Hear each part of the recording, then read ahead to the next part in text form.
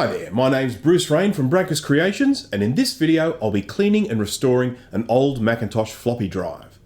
Just a reminder to please subscribe to my channel if you like this video.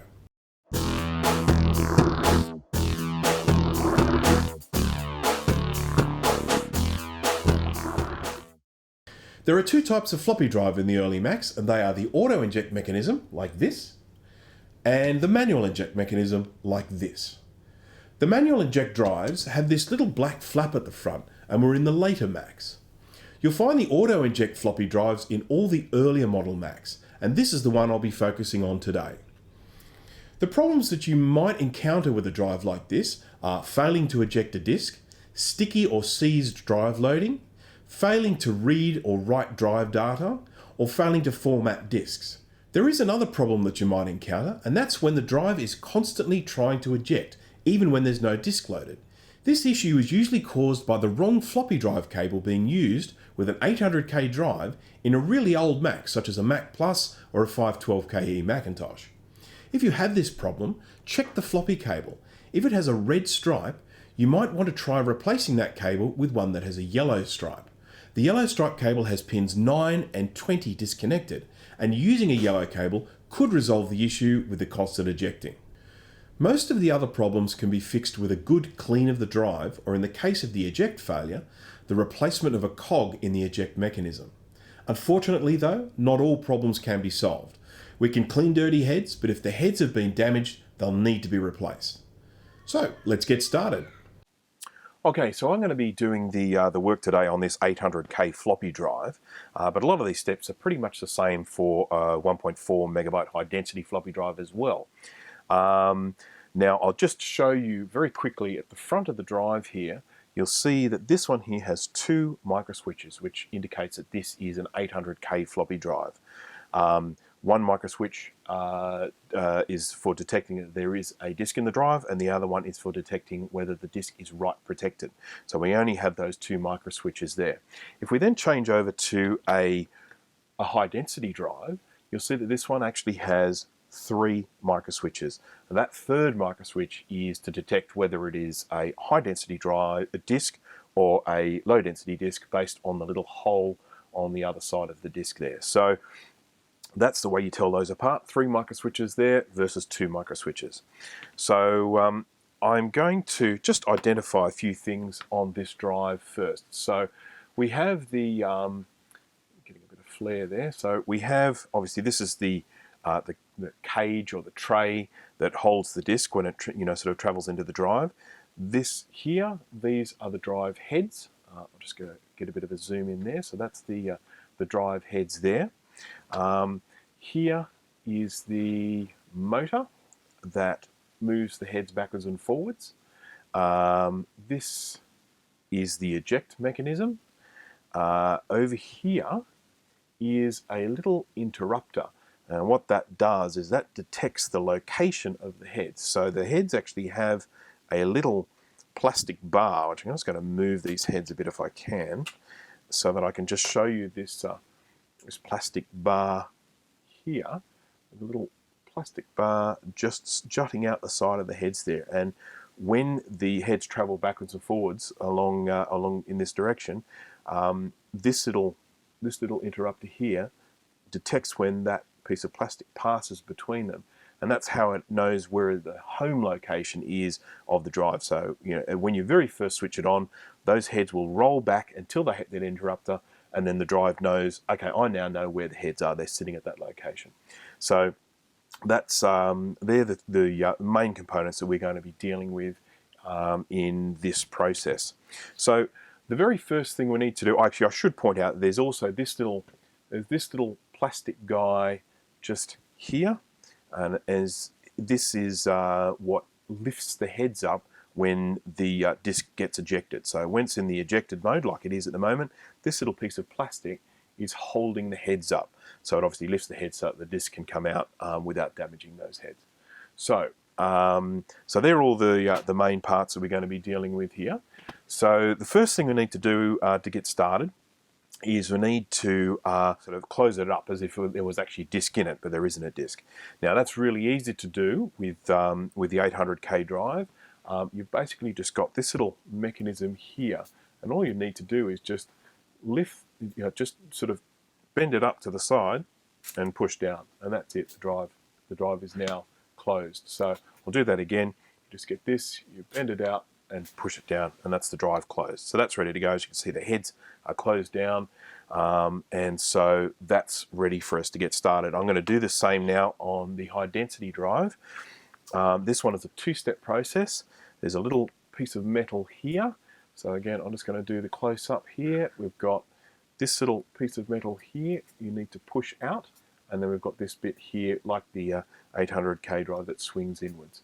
So what we need to do is both of these at the same time. So push that one out and then push this one out, and then it closes. So once again, we'll do that again.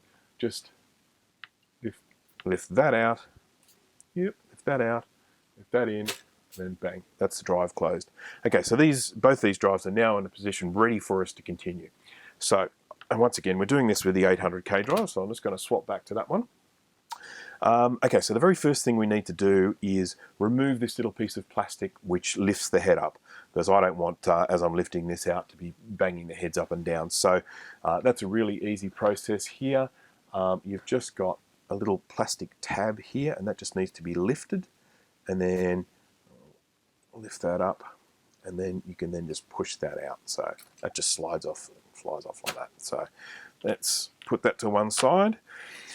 Okay, so then the next thing we need to do is we need to remove the eject mechanism, which we have here, and that's a straightforward process. We've just got two screws. We've got one just there, and I'm just getting this lined up. We've got one there, and then we've got one here as well. So just need to undo that,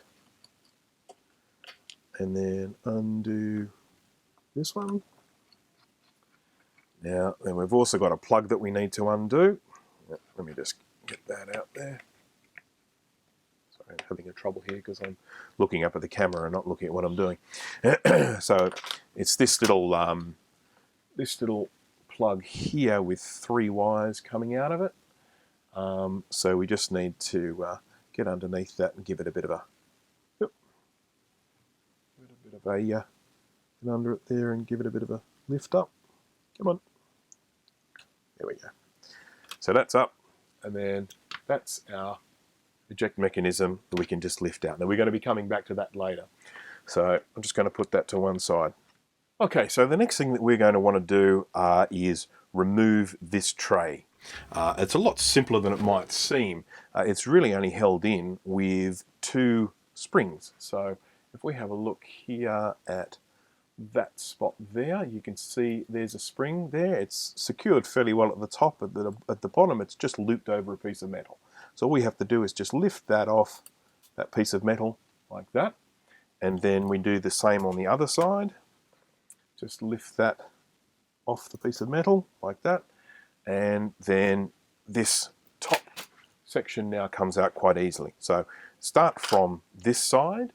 That's the side opposite to the eject button, and what you just want to do is lift it up, and then you just need to push this the little lever for the eject back a little bit until backwards and forward. Just jimmy it backwards and forwards until one side is out, and then that just comes off nice and easy.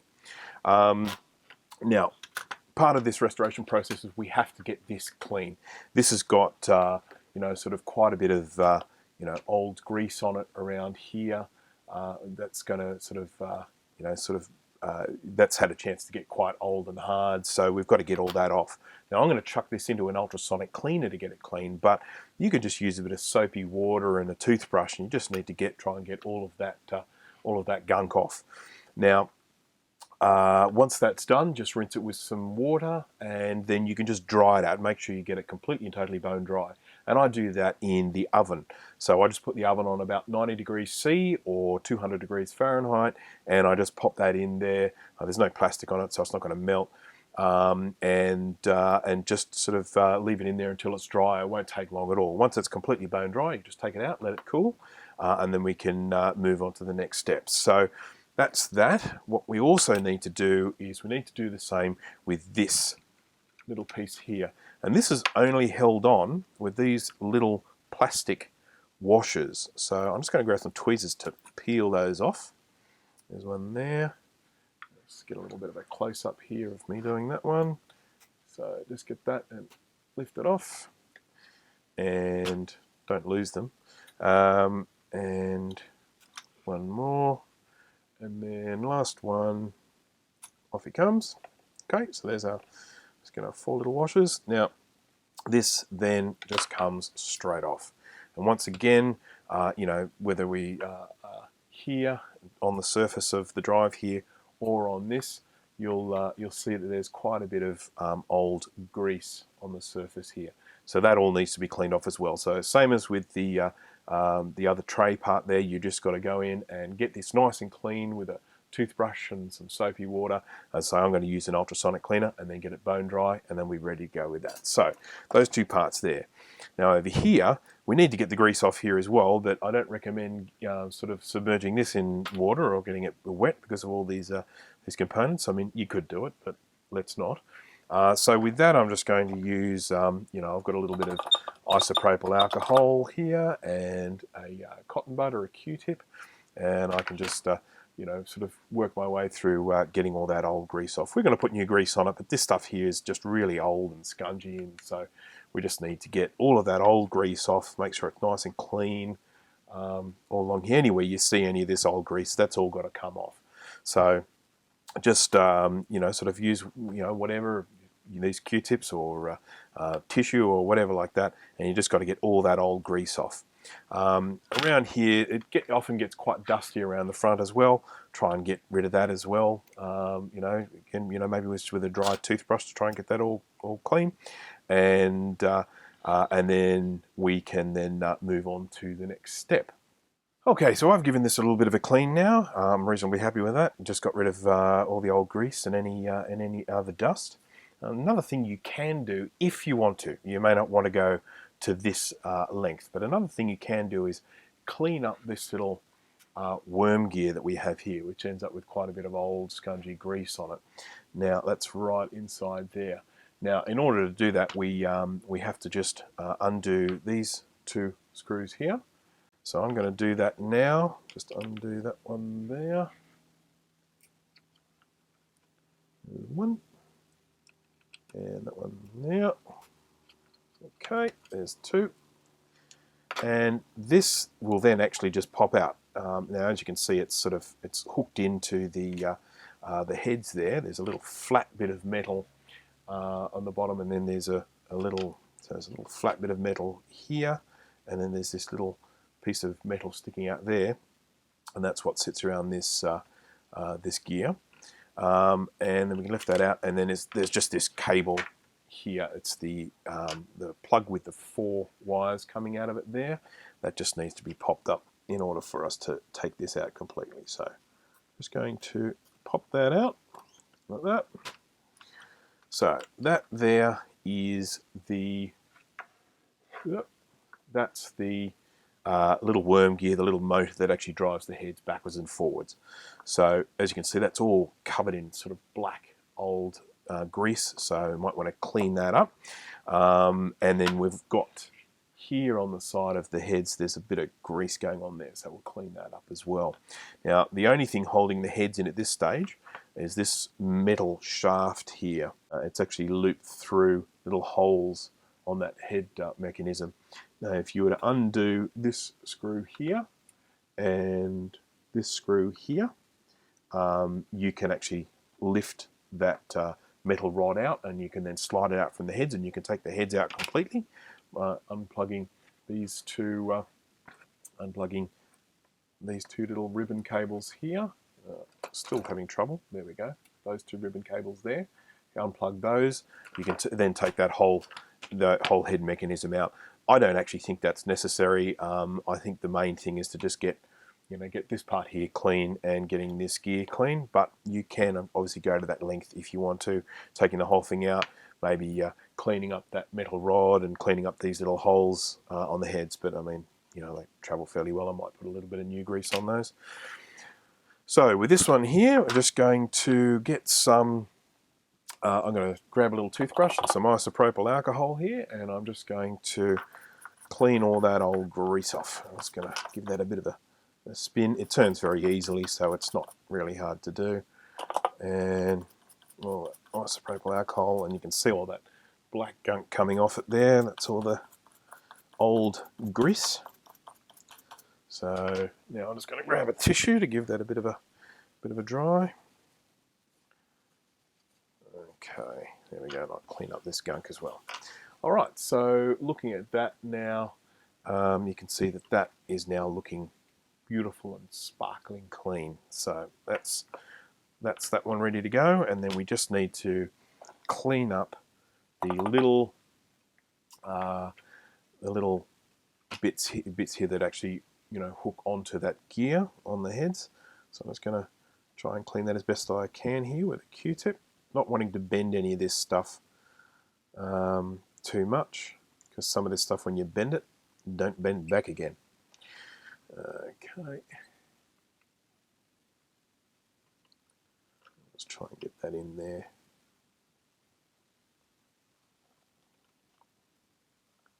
Come on. There's a little bit right in the middle that I can't get with my Q-tip.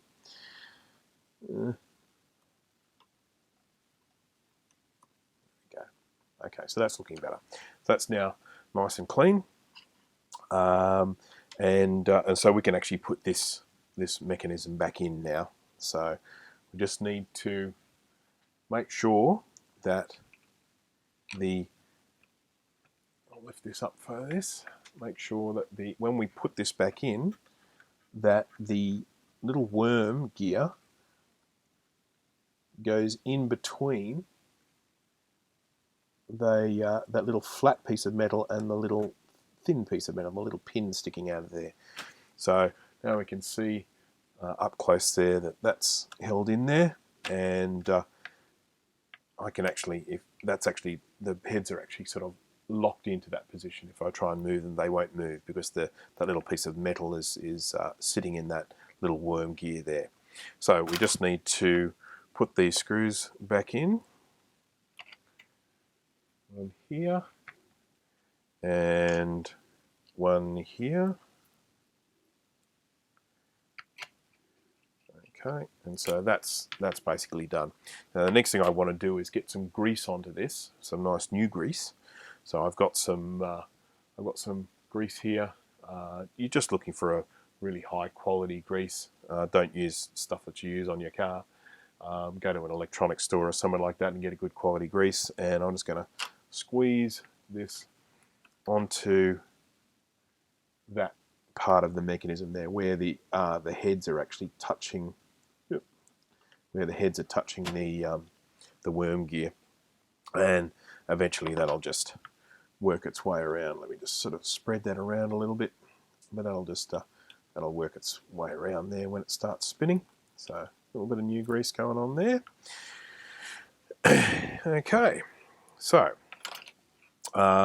that's basically it for this part of the drive. I should, of course, plug that plug back in. So that's the little 4-cabled one going into there. And a really important thing, when you do get that back in, make sure that these wires aren't up here like that. Make sure that they are tucked down underneath this piece of metal here. Because if you then put your eject mechanism on and those wires are still up on the top, you'll squish them, and the eject might stop working after that. So that's that plugs back in. That's all screwed back in. We're all ready to go with that. So we can put this one aside for the moment. What we need to look at now is the eject mechanism. Now, this is the one off the 800K drive, and this is the one off the high density drive. And the main difference between these are, with this one, this metal plate is held on with these 3 screws, and on this one, the metal plate's held on with these 3 plastic tabs.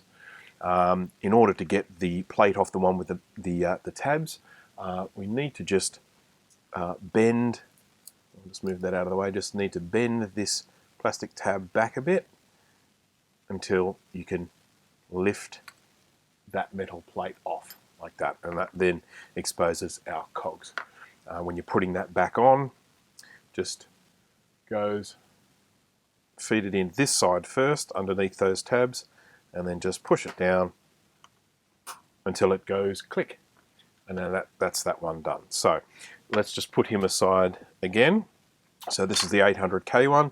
For this one, we need to undo these 3 screws, just like this.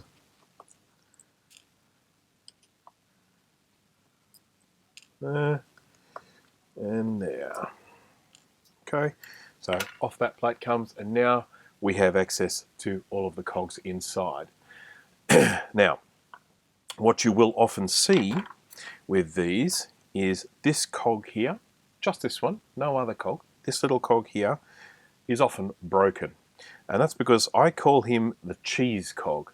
And for whatever reason, just this cog, no other cog in this mechanism, becomes the consistency of cheese when it gets old. And so it gets very, very soft, and it's very, very easy to break. So it's a really common thing for this to be broken when you open it up. You know, if your floppy drive is not ejecting, it's almost definitely because this cog has broken. So in order to replace this cog, even one that's not broken, it's still not a bad idea to replace it, because it almost definitely will break at some stage. So the first thing we need to do is we need to take this cog off the top. So that one comes off. And that then gives us access to this cog underneath. This cog is in direct contact with the little motor drive there, the little cog from the motor. So this, we just need to lift that one off. Now we've got a lot of old grease and stuff inside there. So once again, I'm going to grab my trusty toothbrush and a little bit of isopropyl alcohol, and I'm going to just try and get rid of all that really old gunky grease, because we're going to replace that with new stuff. So that's fine. Just get myself another little Q-tip in here, just get rid of some of that sort of excess. This is isopropyl alcohol, which of course dries up nice and quickly. So there we go. Just get myself a tissue, clean some of this off, and then we're pretty much ready to put a new cog in. Now, you can buy replacement cogs. I'll put a link. There's a guy who is 3D printing them. Now, I think there was initially some issues that the cogs weren't particularly good, but I ordered a whole bunch from this guy, and I have to say every single one of them has been spot on. You know, beautifully 3D printed, lovely and precise. So I'll put in the link to buy them. They're not the cheapest thing in the world, but at the end of the day, it's a part that needs to be replaced. You keep the whole drive going with a new one, so it's just, I think, a cost of keeping these going. So I've now got, this is my new 3D printed replacement. So I'm going to just grab some grease. I just want to put a little bit of grease on the shaft, the axle here of that cog, and probably a little bit around the main drive there as well. So just got a little bit of grease on there. Plonk the new cog in place, and then we can get this cog here and put that on. Now, one thing I should just point out is, see this little piece of metal here? That is facing downwards. You can see it sort of facing in that direction. We want this to be facing up in that direction. Now, I should also just very quickly mention, this one is spotlessly clean, but a lot of the time when you open these up, these will be covered in old grease. And I would highly recommend that you clean that off, clean all the old grease off, same as we've done with all of the other parts.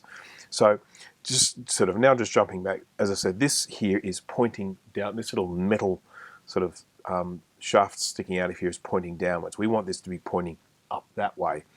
Now, because this is all linked up to the motor, it's a real pain to turn. So what you do is, if you just take this cog back off again, this will now spin freely. And so we then just get this pointed upwards like that. And then we just drop that cog back in place like that. And that's fixed in that position. So that's now all ready to go. That's in the position it would be for a disc to be ejected. And of course, when we put this all back together, we're going to put it together with it ejected, so that's the position that it should be in. So that's basically it. That's got the new cog in place. We're all ready to go with that. We just need to put this metal panel back. And I'm just going to grab my screwdriver and we'll put these back together.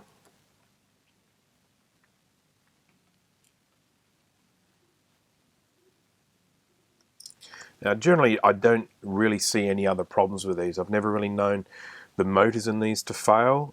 Generally the only thing I ever see wrong with them is either that gear has kind of seized up or it's broken. And essentially you deal with it the same way by replacing that cog. Okay, so that's our eject mechanism all ready to go, all ready for reassembly. Now the next thing I'm going to do before I put it all back together is I'm going to clean these heads. This is again one of the most common things with the computers of this vintage in particular. If they've been sitting up in a cupboard, a whole bunch of dust has accumulated on those heads and those heads are grubby and they don't work very well anymore, so the heads need to be cleaned. The heads themselves, if I can I'll just get it here into the sort of close-up. If I can, there we go, like that. The heads themselves are coming down there, sort of, I'm not sure if you can see, let me just see, there we go. They're in between there like that. You can see those two heads in there. So there's a head on the bottom and a head on the top. I'm just going to grab my tweezers to point to them. They are just there. So there's the head on the bottom and the head on the top there. See them in the middle there. Little square things, square white things poking down. So we need to clean the flat surfaces of those heads. Now the challenge we have in doing this is that we need access to them, but we don't want to bend this too far up.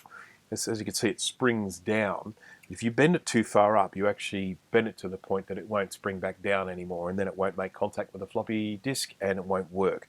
So you have to be really, really careful with these heads when you're lifting them up to clean them, that you don't do any damage. So really, really gentle with them. Now I'm actually going to jump across now to my microscope view, and I'll clean the heads up real close like that. Okay, so we're now looking at this under the microscope, and I'm doing my best to hold this steady, but it's a little bit tricky.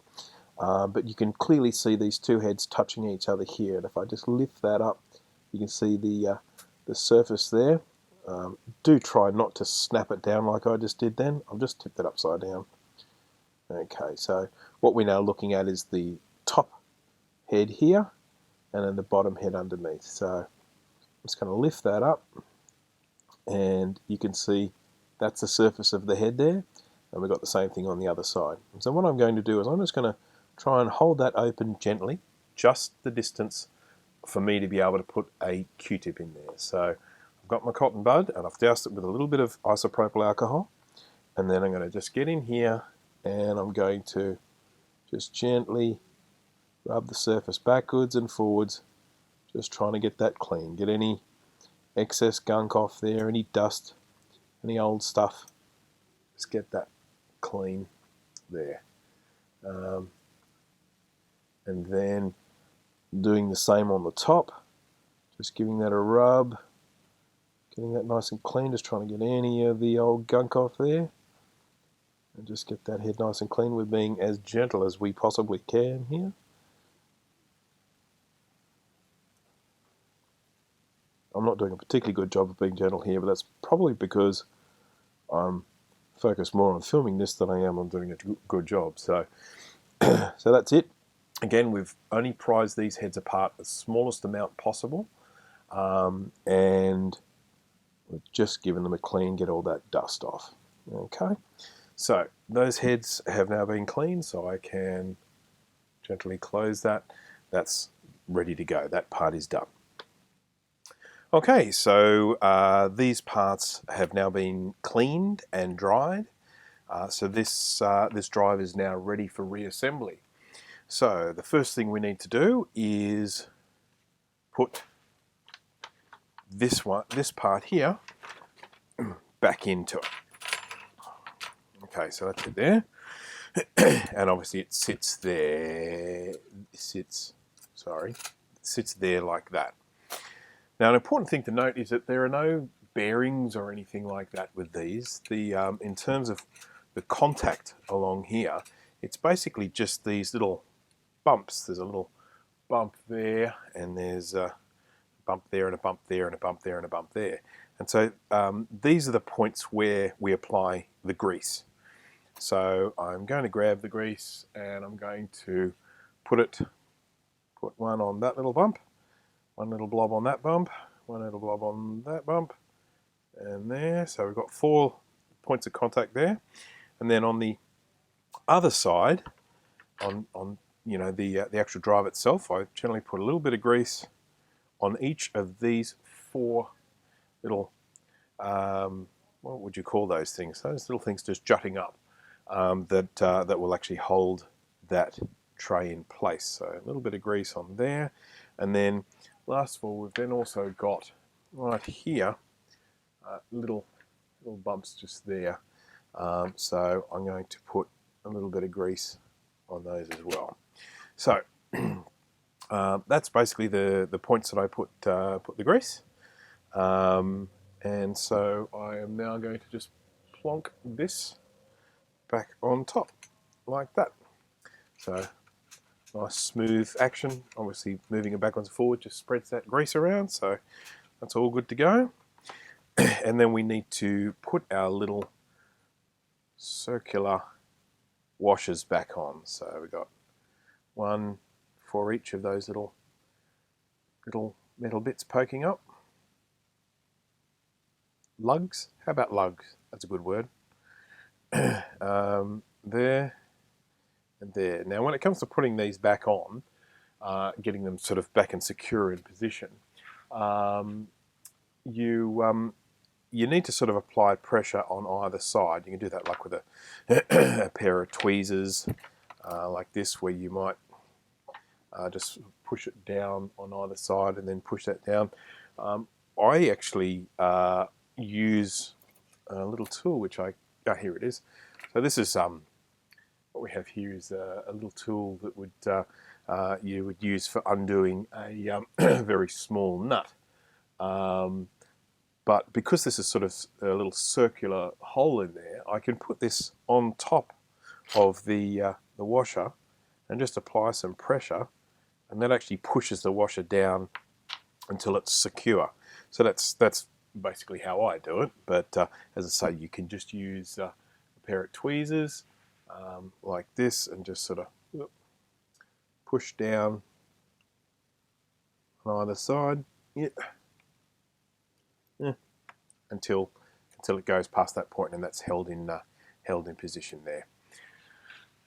So, but anyhow, I'm going to keep using this one because I think it works really well. So I'll put that on there, push down, and there, and push down. Okay, and that's it. So I've got those. This is now held into position. That's not going anywhere. So that can now slide backwards and forwards. Now we want to put this into the closed position, which is sort of pulling it up that way. Now the next thing we need to do is put the cage on. So the other bit, the other piece, which I just put over here a moment ago. So this is it here, and it obviously goes on that way. Now, same as when we pulled it out, we put this side in first. So what we're wanting to do is we've got one bit goes into here, the other one goes down here. So what we'll do is we'll just sort of feed that in so that that's slotting into there, and that's sitting on there, and so that's in there in position. Now in order to get this side to actually slot into position, you generally just need to jiggle this backwards and forwards a little bit to get. We need what we're actually looking for. So we're looking for this here to where there, this to be able to get into this slot. Now this is the bottom tray that's moving backwards and forwards. So we need to push that down to a point that it will then be able to get in there, and then to make sure it's not catching here either. So that's now in position, all nice and easy, and then we just need to reattach those springs. So those there are the springs that we undid before, so we just grab one and we pull it down there, That's one in place, and that's the other here. Put that in place there. Okay, so that's basically that that reassemble, and so we've now got our sort of our ejecting there. 1, 2. Now the only other thing is to restore some grease to some of these other joints. So specifically around here and around here. This is the part that I've got this little mechanism there. So what I'm going to do is I'm just going to apply some grease to around there and around there. I'm going a bit hard with it here. You really don't need that much, but just want to make sure it's well lubed up. Okay, so that's quite good. Now another thing that I use is a little bit of sewing machine oil, which is a very sort of refined oil. I've got some sewing machine oil here in a little syringe so that I can use it to get it into fine spots. And I generally use a sewing machine oil for some of these sort of pivots. So like there's a little pivot there, so I'll just put a little bit around there. And same with this one here. I might just put a little bit around there. Don't, sort of not much, just some of these little hinged parts there and there, maybe up there. But again, just going pretty easy on it. The main thing is having these parts here being greased. So that's giving us a nice, easy, loading mechanism there. It's lovely and smooth now, which is obviously what we're after. So that's fantastic. So the next thing we do, we need to push this into the eject position so that we can put our eject mechanism back into place. So, and that's again just a matter of placing it to line up in there, just like that. Once, as I said, make sure there aren't any wires hooked underneath there. And then we get our 2 screws, one here, and another one here.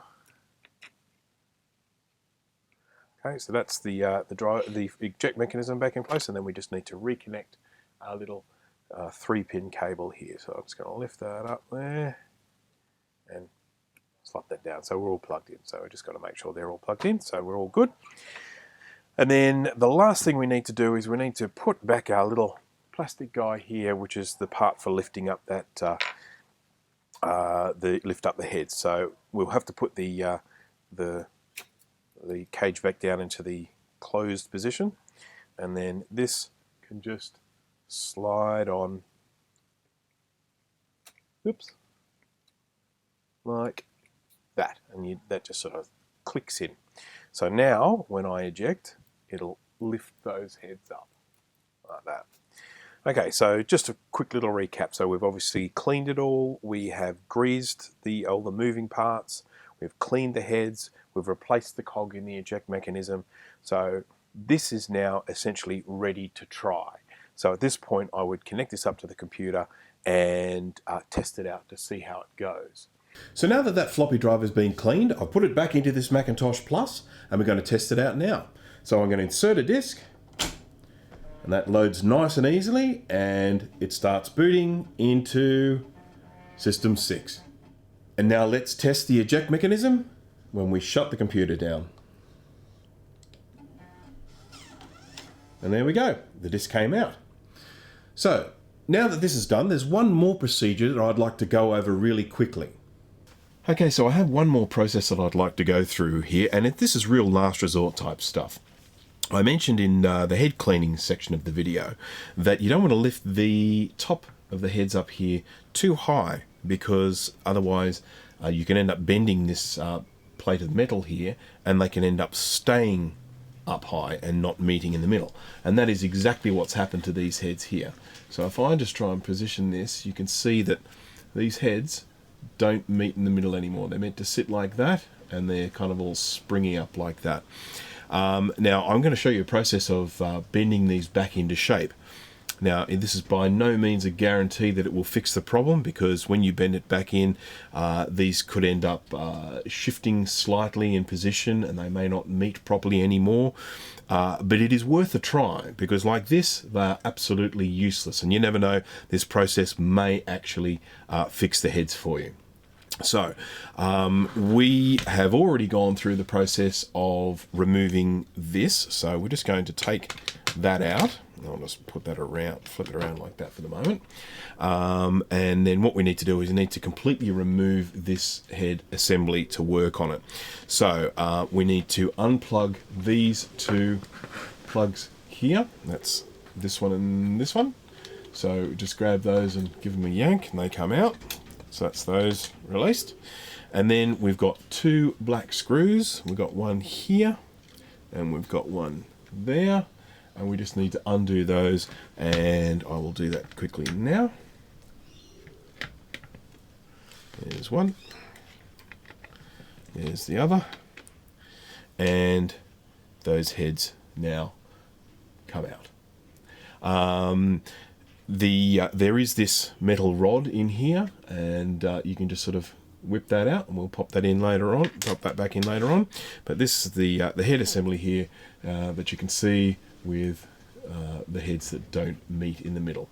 So first thing we want to do is we want to give the head some protection while we're doing this work. So I'm going to grab a tissue, I'm going to fold it in half, and then I'm going to fold it in half again. And so there's my folded tissue, and then I'm going to put that between the heads, just like this.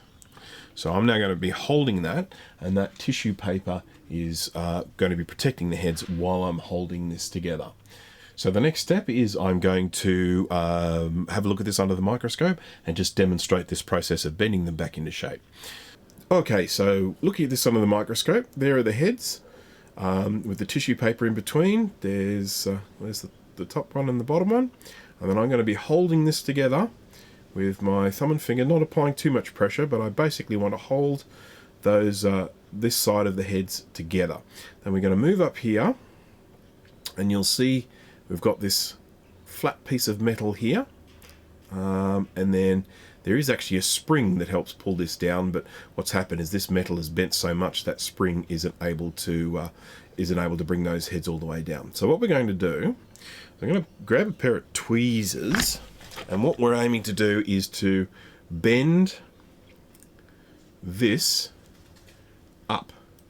So I'm going to hold this now as steady as I can, and then we're going to get here and we're going to push upwards like that. Sorry about the focus. So pushing upwards like that. You need to apply a fair bit of pressure in order to get this to work, but you're just pushing that up until ultimately what we want is we want that flat plate to just curve up a little bit. You can see that there, it's just curving up slightly. And then I'm going to swap this over to the other side. Once again, I'm holding the heads closed, and then over here I'm going to grab my tweezers and I'm going to push up. Fair bit of pressure again. Push up.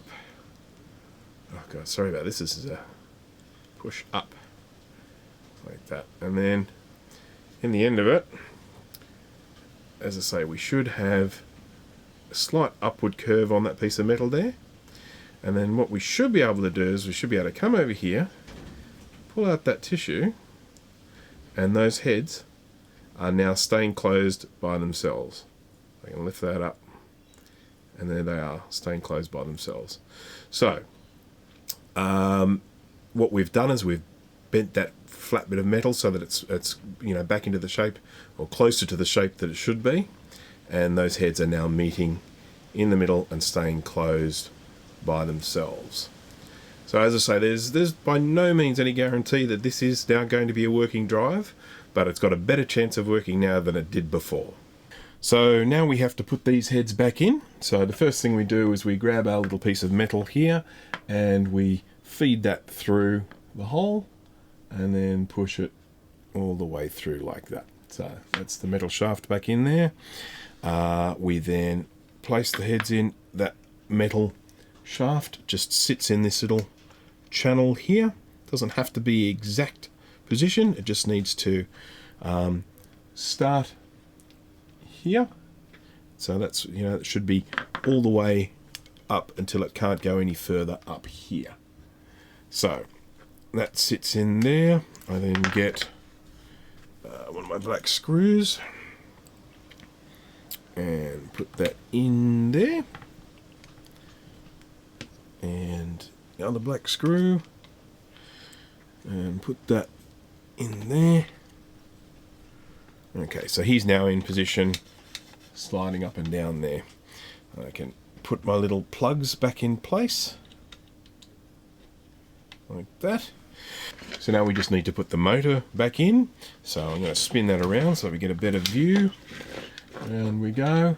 And so he just goes into there. You can see this one's all still black and scungy. I haven't done any resto work on this this drive. So just going to lift the heads up like that. Just make it so that the little metal pin and the flat plate, then pins on top of the worm gear and the plate is underneath it, and then that just settles into place like that. So that's now in position, and then we just need to do up these two screws. That one there. Oh, sorry, wrong hole. That one there, and that one there. So the heads are sitting where they should, and with a bit of luck, this one might now work. I hope this video helps you get your floppy drive working, and thanks for watching.